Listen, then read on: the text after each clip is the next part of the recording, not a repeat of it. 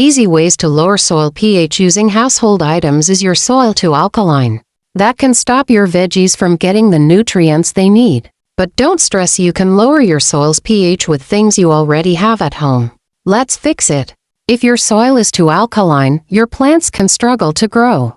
Most vegetables love a slightly acidic soil between 6.0 and 7.0. Here's how to bring that pH down, no fancy products needed. Tip 1. Coffee grounds first. Used coffee grounds. They're slightly acidic and a great way to lower pH over time. Just mix them into your soil or add them to your compost. Tip 2. Vinegar solution. White vinegar to the rescue. Mix 1 to 2 tablespoons of vinegar into a gallon of water and use it to water your plants. It's a quick fix, but don't overuse it. It works best as a short-term solution. Tip 3. Lemon juice. Got lemons? Squeeze about 1/4 cup of lemon juice into a gallon of water and pour it around your plants. It's another simple way to make your soil more acidic. Tip 4. Pine needles or peat moss. If you've got pine trees nearby, grab some pine needles. Or mix in peat moss if you have it.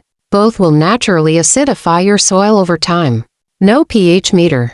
Mix your soil with water, add a splash of vinegar, and see if it fizzes. No fizz? Your soil is already alkaline and ready for these tips. With these simple tricks, your soil will be the perfect home for your veggies. Follow me for more gardening hacks, and let me know which one of these you're trying in your garden.